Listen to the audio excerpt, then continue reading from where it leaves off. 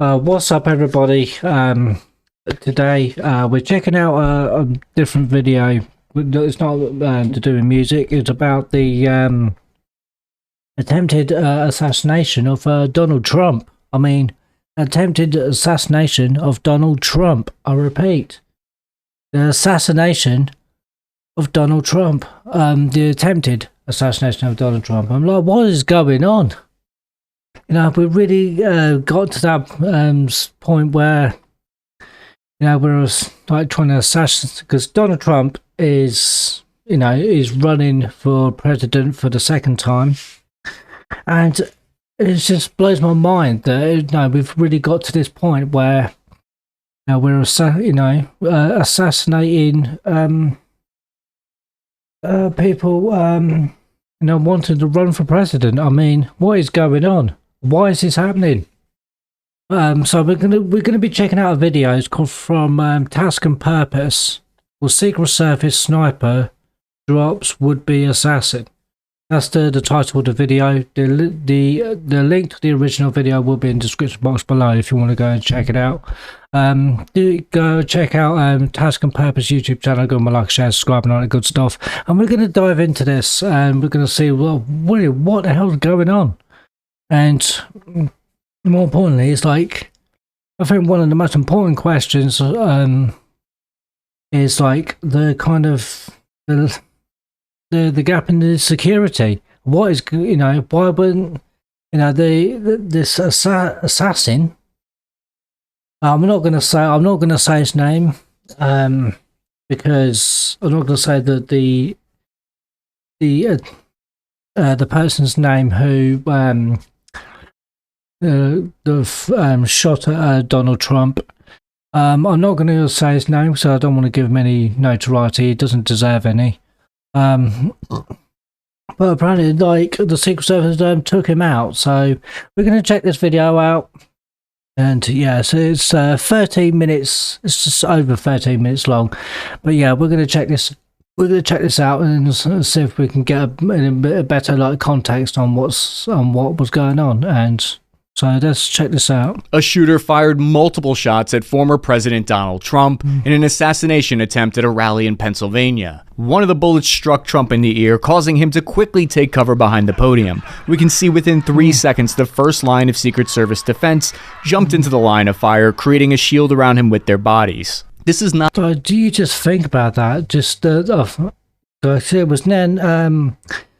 I have seen like the news footage and whatnot of this, and it's just crazy, you know, because if, you know, it's crazy to think, because that they said it was like an AR type of rifle, so we're guessing it's like a 5.56 round, the clip, and that literally just like grazed his ear roll. Or because his ear, because Donald Trump's like head, he turned his head to talk to people over on this side, like on this side, and that's sort of the same sort of direction where the shooter was, and it just clipped his ear off.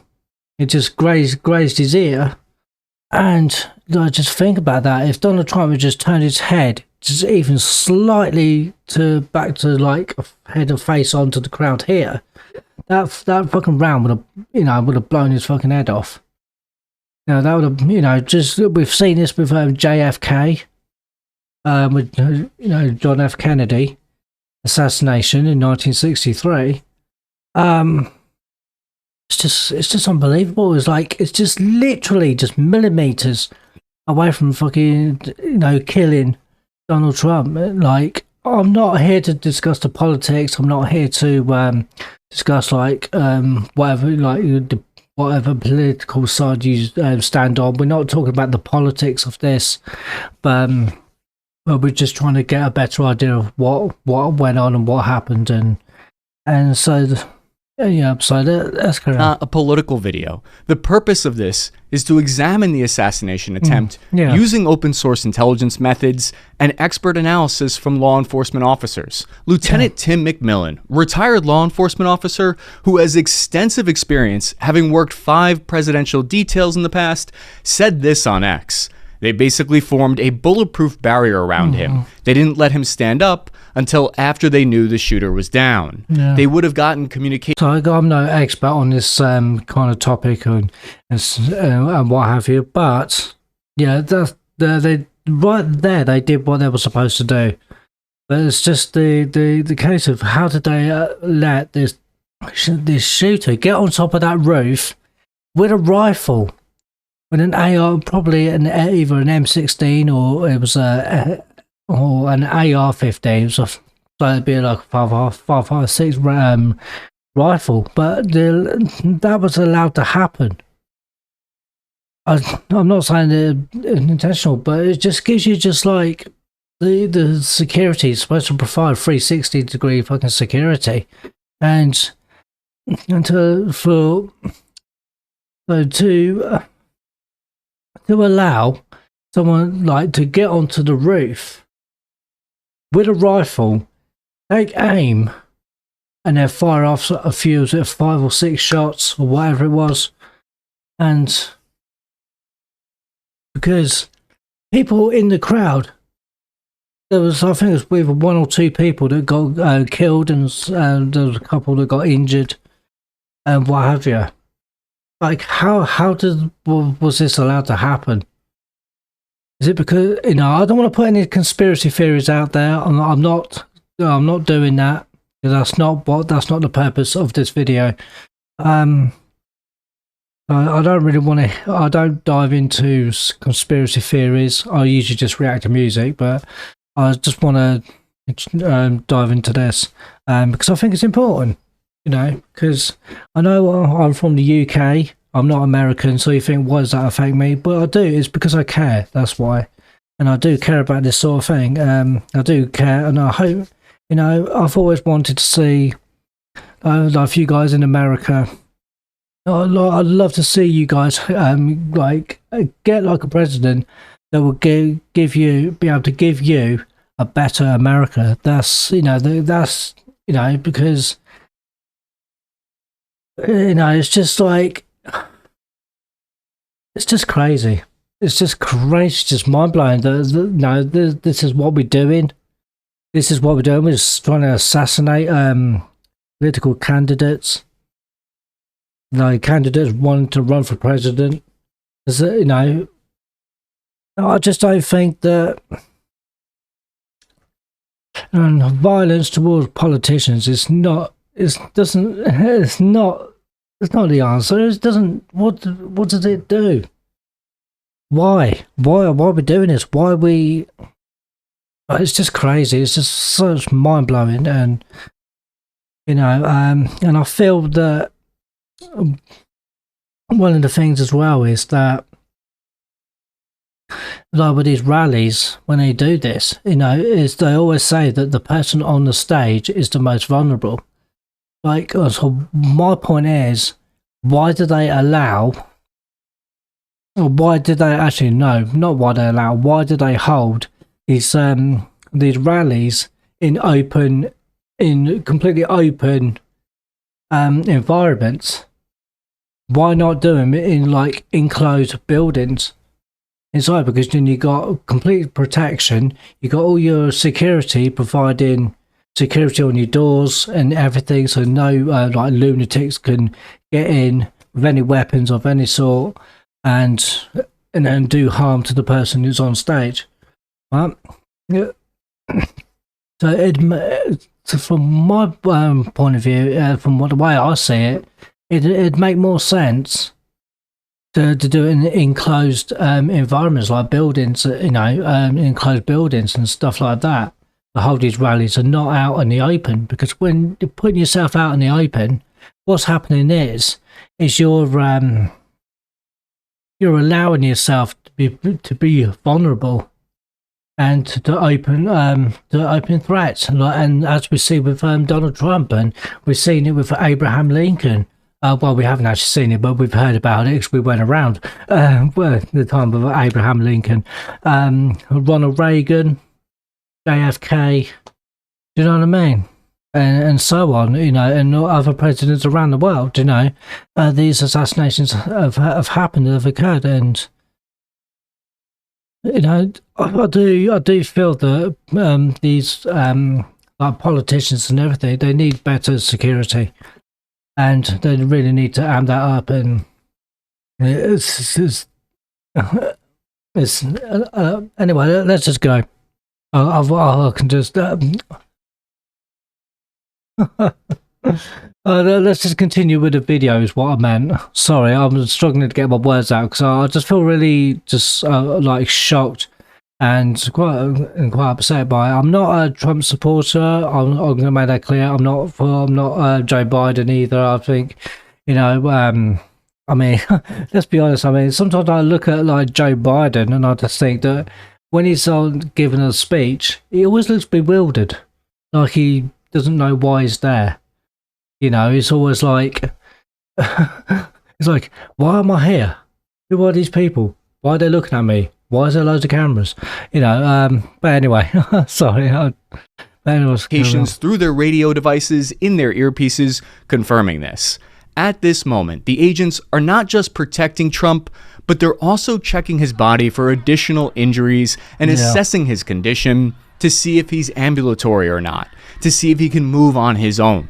Because when someone's adrenaline is pumping, shock can prevent them from knowing if they have multiple injuries. Right. It's actually not their job to return fire immediately, and that's because, meanwhile, the Secret Service counter-sniper team, located here on this rooftop, returned fire within moments and eliminated the gunman here 130 meters away with a shot to the head. So just like I said, like how did he get on the roof? How was he allowed to get on the roof? Because, like, as you can see on the roof where they're showing where the shooter was, there should have been security on that roof, as well as just the one behind Donald Trump, the stage. Right? So that's, and then providing 360-degree security. That's what I would have thought. But there wasn't, because I know that these buildings here, you can't see me pointing to it, but this building here is completely separate from this venue here.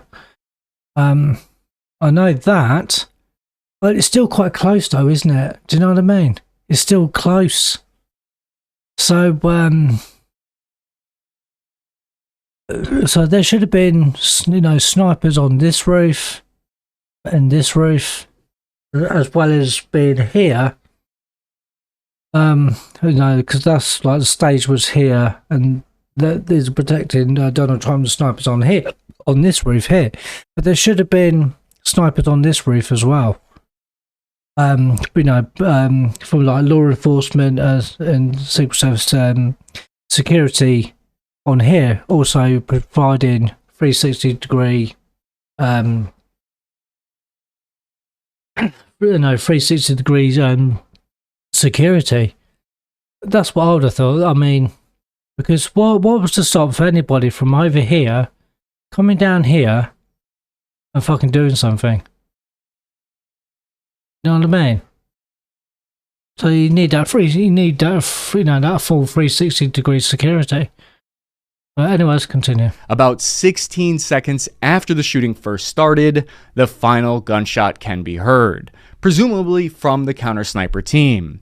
Tim McMillan put it this way, saying, quote, "People have wondered, how could the counter-snipers in the video not have seen the would-be assassin prior to him getting off a shot?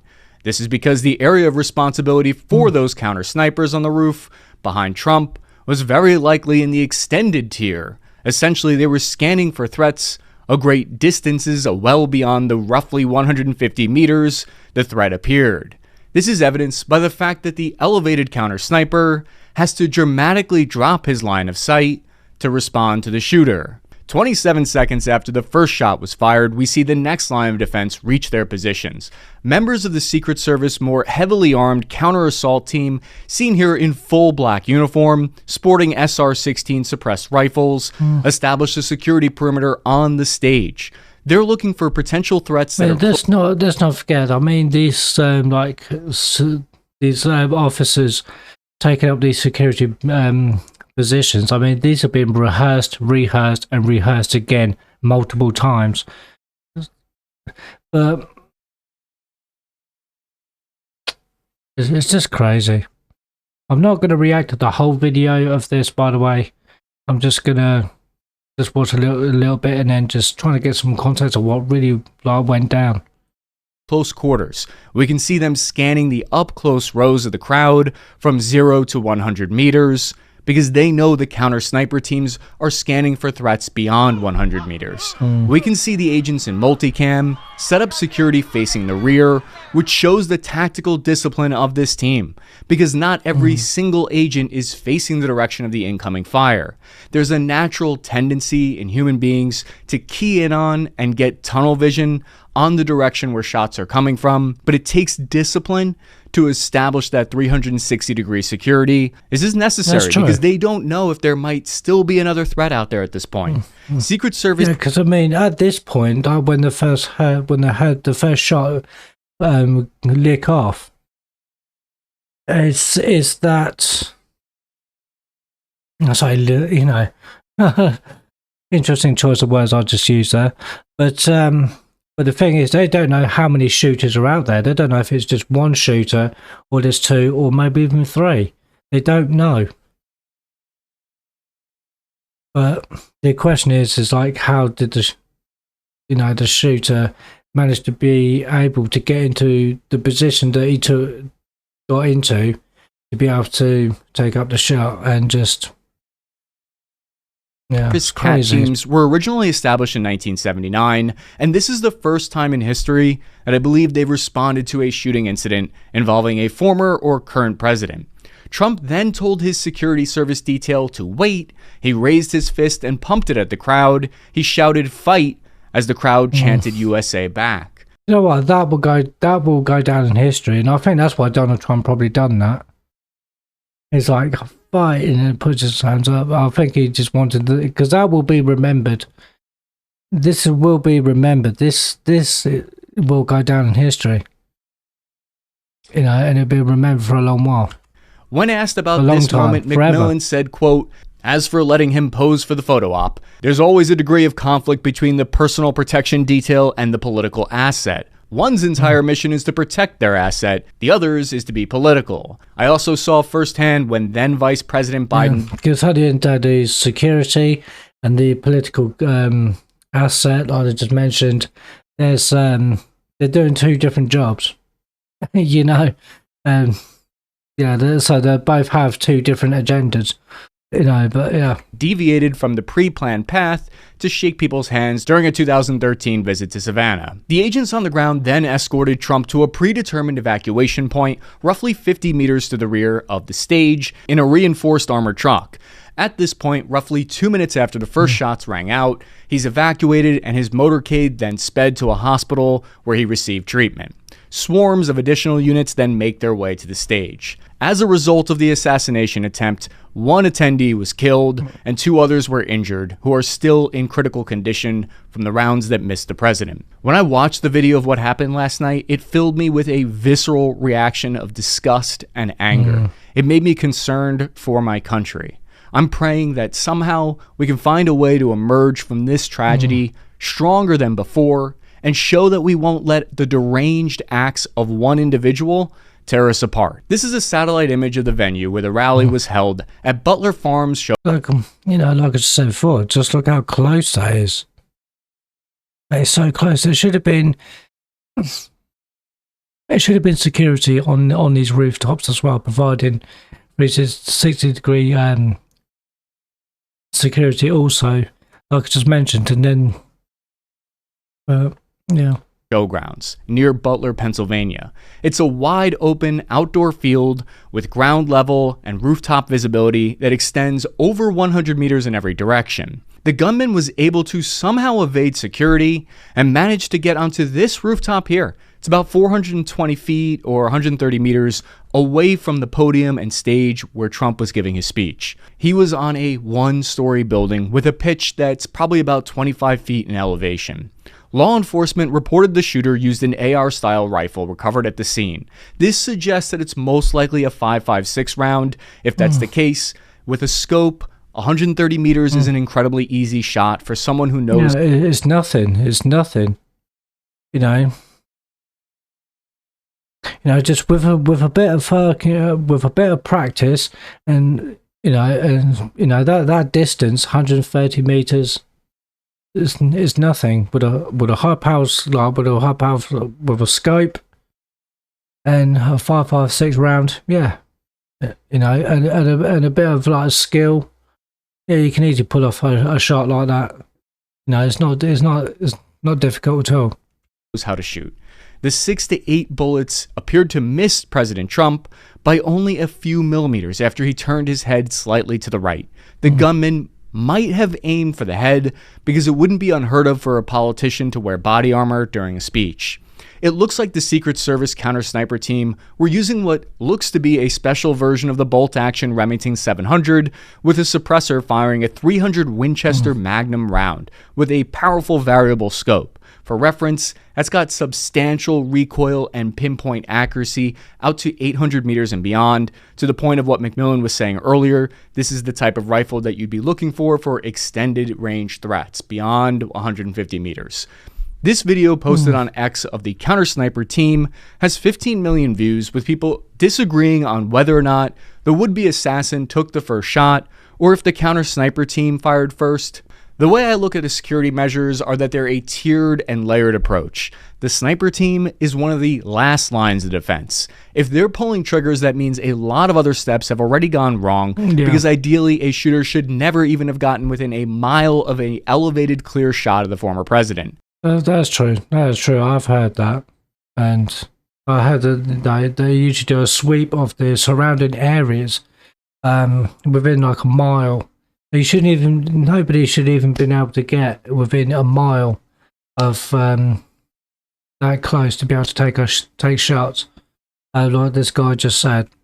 People are inevitably going to be picking apart the split-second decisions of the first responders, and I can understand why there's some value in that. But I think the more important question is, how much resources and funding were they given based on the tempo of their operations, and how big was Trump's Secret Service personnel detail? How many resources did they have available to them? How thin were they spread?